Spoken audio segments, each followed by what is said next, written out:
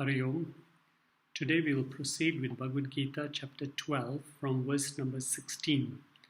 So in these closing verses of chapter 16, the Lord is giving more qualities of a true devotee of the Lord, true bhakta of the Lord. So we have looked at some other qualities from the earlier verses, and let us look at some more qualities of a true devotee of the Lord. So in verse number 16, the Lord says, Mad Bhaktaha. Mad Bhaktaha means my devotee. Yaha is one who is anapeksha. Anapeksha here means indifferent to desires, meaning the one who is not emotionally dependent on the fulfillment of desires for his or her peace of mind. Thus, there are no expectations of desires to be fulfilled. If desires come unsought for, the devotee enjoys them. If they don't come, it does not cause any disappointment. So one who is free from all binding expectations. Therefore, a devotee's mind, peace of mind, should not be dependent on external factors. One can have desires, but with the understanding that not all desires can be fulfilled and we must learn to be content. Next quality of a devotee is suchi, which means pure. And pureness here means cleanliness both internally and externally. External cleanliness means the clothes we wear, our environment, etc. Internal cleanliness is always cultivating dharmic thoughts, right thoughts, or thoughts that do not violate dharma. Next quality is daksha, which means dexterous. Dexterous means the ability of a devotee to respond to various situations in life correctly. So a devotee is efficient in all situations, does not let any event destroy him, but acts to uplift himself out of any situation. And generally, a person gets into two extremes. One is known as impulsive reaction. When facing a situation without using any discriminative power, impulsively he acts, and often such kind of impulsive action does not solve the situation. That is one extreme. The other extreme is the person, in the name of goodness and compassion, allows everyone to exploit him. Scriptures never say you should be a victim of injustice in the name of compassion and forgiveness. So inaction is another extreme response. One becomes a doormat and for others, and that is one. And the other is extreme, where you keep on hitting back at everybody without thinking carefully. So one is reaction, the other is inaction. Both are wrong. What is required is appropriate action by using our powers of discrimination. Thus, a bhakta is one who is ever a person of action, guided by discrimination, takes appropriate actions in all situations of life. Next quality, udhasinaha, impartial. Impartial means does not take sides with friends or relatives or strangers just to win favor or support, but always stands by the side which is following the dharmic or righteous path. So impartial, udasina. Gatavyataha, free from pain. Pain here means sorrow. Whatever be the type of experiences a devotee faces in life, a devotee knows that all experiences are determined by desa, kala, prarabdha. So desa means what we call the place or the environment that can cause all kinds of situations in our life. Kala is a particular time when we face certain situations, and prarabdha also refers to our past karmas which are fructifying in this life. So it might be environment can be extremely cold or extremely hot. There can be floods, etc. A devotee is not affected. Also, there is prarabdha which governs a bhakta's life, which will time to time bring favorable and unfavorable situations. So, we must understand that jnanam, knowledge, cannot change the external situation. But jnanam will help a devotee in developing a healthy attitude towards all situations. And what is that attitude? That all experiences I'm receiving are for my spiritual growth only. We all require different types of experience for spiritual growth. So everybody does not face same situations. Depending on what you need for your spiritual growth, every experience is chosen for each individual to grow spiritually. Next quality, sarva arambha parityagi. Parityagi means to give up, sarva means all, arambha means binding actions. So, what are binding actions?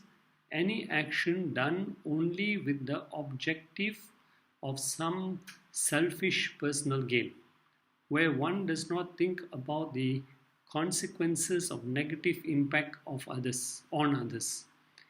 This attitude of selfish expectations makes the karma into a binding karma.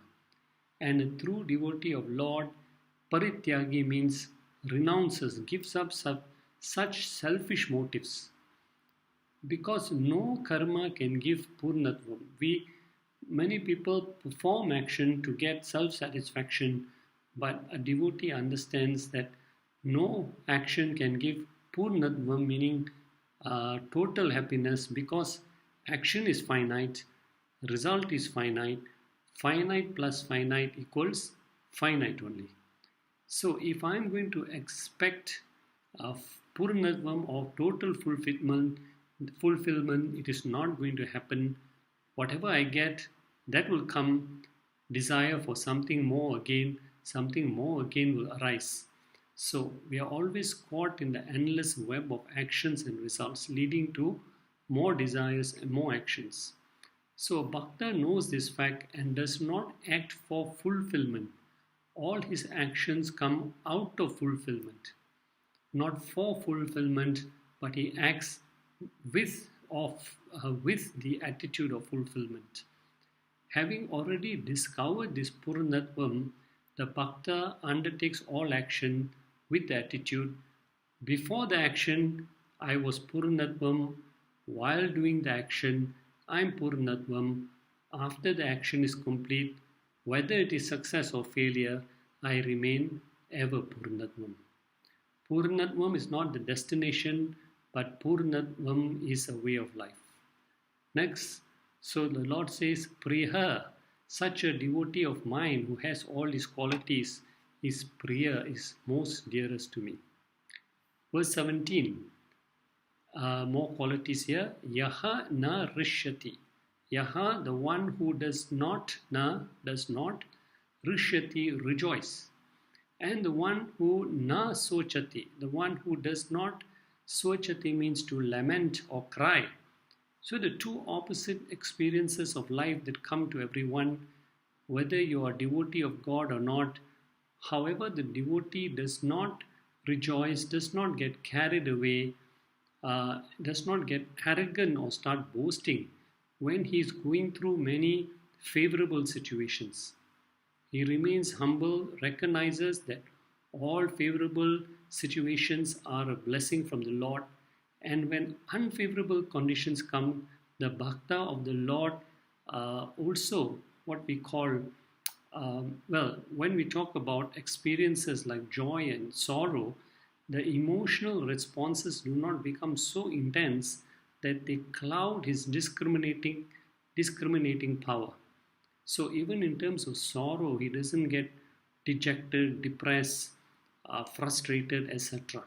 So under both favorable and unfavorable conditions, he remains na sochati, na hrishyati, does not rejoice, na sochati, does not lament also. So a devotee has what we call viveka shakti, that is, he has the power of discrimination. It's not carried away, tossed and turned by favorable and unfavorable experiences. And one of the examples we can see in Ramayana, when King Dasarath ordered Lord Rama to be exiled to the forest, Lakshman, his brother, Rama's brother, became so furious, although it was not Lakshman who was being exiled, that he started to verbally abuse his own father. But Lord Rama, who was the one being exiled, was calm and composed and said, "This is the play of prarabdha karma." He understood. And Lord Rama said, "When I am in exile in the forest, what a wonderful opportunity for me to visit the hermitages of the saints and the sages and learn at the feet of the great masters." Next quality, one who has freedom from dveshti. Na dveshti. Dveshti means hate. Na kankshati, who also does not hanker. So raga means kankshati, hanker means raga. That means we are attracted, we are hankering for favorable situation. You always want everything to go your way. Dvesha is not wanting to face unfavorable situation. It is so there is raga, there is dvesha. So one who only wants to have favorable situations in life, and one who fears or runs away from unfavorable situations in life, like Arjuna, who was on the battlefield and wanted to run away from the battle as the result of expectations. So therefore, one who faces both what we call the one who's free from hankering and one who is free from hate also. Shubha Ashubha Parityagi, the one who has Parityagi, renounce. Shubha means punyam, Ashubha means papam. So from Vedantic angle, from our scriptures, both punyam and papam are bondage only. Punyam will give us why the devotee of Lord also does not, why the devotee of Lord renounces punyam. Punyam will take us a lot of good deeds that we do. Where does it take us to? It takes us to maximum to Swarga Loka. And we enjoy the results of all our punyam. But once the results are exhausted, we have to come back again to earth. So a devotee of Lord renounces even punyam. He is not interested in punyam. He wants to get moksha. Moksha means going beyond the Swarga Loka. And at the same time, to have this punyam and papam keeps us rotating in continuous births. So papam also takes us to Naraka Loka. We suffer whatever wrong deeds we have done and we come back again to earth. So a devotee is one who shuns both punyam and papam also. So a bhakta is very careful about his actions. Actions are pure, not seeking any punyam. And of course, he always avoids papam. And the Lord concludes in this verse 17 by saying, Yaha Bhaktiman, such a Bhaktiman, meaning one who is filled with devotion, has all these qualities, and such a devotee is Sahapriya, very dear to me. In verse number 18, more qualities given. A devotee of Lord is one who is Samaha. Samaha means equal-minded. To what? Satru. Satru means an enemy. Cha and Mitra, friend. So he is same to a friend or an enemy. One who has the same attitude towards a friend or a foe. Now, of course, a bhakta does not look upon anyone in his enemy, as the enemy. He considers everyone as his friend. But it is other people who look upon bhakta as their enemy or their friend, and they may also try to harm the bhakta. So whatever be the response or action of the bhakta looks upon all of them with samaha or samatvam. What is samatvam? The bhakta does not develop hatred. He does not hate the person who is hostile to him. He does not get unduly attached to a person just because the person is favorable to him. Now, that does not mean a bhakta that does not mean a bhakta will put up with wrong action of others. He will criticize or disapprove of a wrong action and if appropriate action is needed, he will do so. But when he takes action against anybody, there is no fragment of hatred in his heart. The aim is not to make the person suffer. The aim is to correct that person, and a bhakta also feels the pain when he has to use violence or any form of punishment to correct the other person. Example, a mother punishes a child or a guru punishes a disciple. So it is not done out of hatred, it is done out of love to see that person change. So compassion does not mean putting up with wrong action. Even Bhagwan had to kill the asuras, but it was with compassion and love, not out of hatred and anger, for the purpose of releasing the asuras from their present sinful life. Tatha mana apamana. Tatha, also one who is samaha, equanimous, with respect to mana, which means honor, apamana, which means dishonor. Because as long as we are interacting with this world, we face this kind of situations from time to time. People give us honor, or people what we call dishonor us also. So there is always a possibility that we'll face these situations in life. So sometimes people may garland us, may praise us, and even sometimes people may verbally attack us also or criticize us also. And even Rama and Krishna also face these situations in life. So we cannot avoid this. We cannot control the external situations.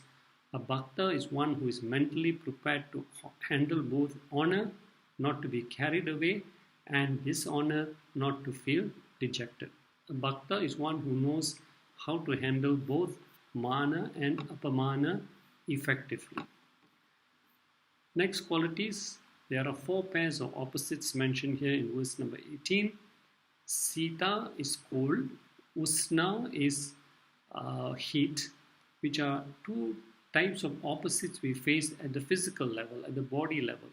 Sometimes we face extreme weather conditions which are cold, sometimes extreme weather conditions which are hot. Then Sukha and Dukkha. Sukha is favorable situations, Dukkha is unfavorable situations. Again, 2 pairs of opposites we face, but this is at the mental level. So we see all pairs of opposites, a devotee sees it as samaha, whether at physical level, whether at mental level. So the devotee sees both situations as that come and then they go, because they don't last too long. So wherever there is growth, there is decay. Wherever there is health, there is sickness. Wherever there is gain, there is loss. Life is a series of dvandva, means pairs of opposites, which nobody can escape from. We can only prepare our mind to accept them both and deal with the situations and not to be carried away. So we need a shock absorber, just like a car has to go through a rough patch of road uses a good shock absorber. It goes through it but does not feel the effect. So what is a shock absorber for a devotee? It is bhakti, devotion, it is jnanam, it is knowledge. Sangha vivarjita. Sangha vivarjita means free from attachment. So what we call, how is this possible to be free from attachment? If we go back to chapter 2, verse number 59, chapter 2, verse 59, Krishna said there, sense objects cease for him who does not enjoy them with his senses. Meaning, we can avoid contact with all the attractions of the world by restraining our senses into coming into contact with them. But Krishna says the taste for them persists. So merely by restraining our sense organs, we cannot forget all the enjoyments of the senses with the objects, because the past experiences are already embedded in our mind. But Krishna adds in that verse that relish also disappears in the case of the man with stable mind when he sees the Supreme. Meaning, only when we succeed in turning the mind inward and discovering the inner peace, the state of Purnatvam, will the taste for worldly objects no longer attract us. So, desires, lower desires for the world can only be replaced when we replace with desires for God. So the more and more we turn our mind to the spiritual path, slowly these desires for the world start to drift away, start to get diluted also. So desires cannot be suppressed. The mind has to be given a different channel to pursue higher desires. So that is another quality. Verse number 19, Lord gives some of qualities of a bhakta. He says, Ninda.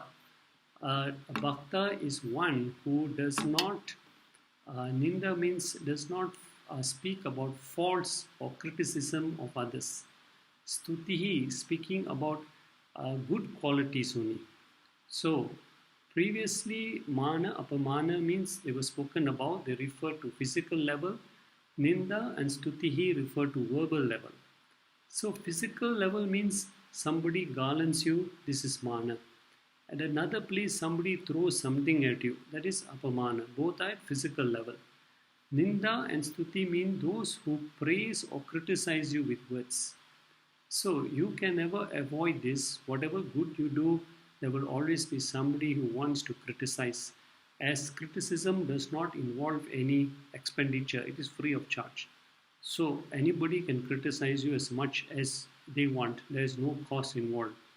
But a bhakta is one who is able to receive praise, one who is able to receive praise and criticism without getting carried away with praises or without feeling dejected with criticism. Santushta yena kenachit. A bhakta is yena kenachit. Yena kenachit means whatever he receives in life, whatever he gets, santushta, he remains contented. As he knows whatever he is getting is a result of prarabdha. The uniqueness of a bhakta's mind is that he is easily pleased, as he has minimum wants and expectations. Thus, he is able to adjust to anything he obtains in life and even adjust with anybody's imperfections.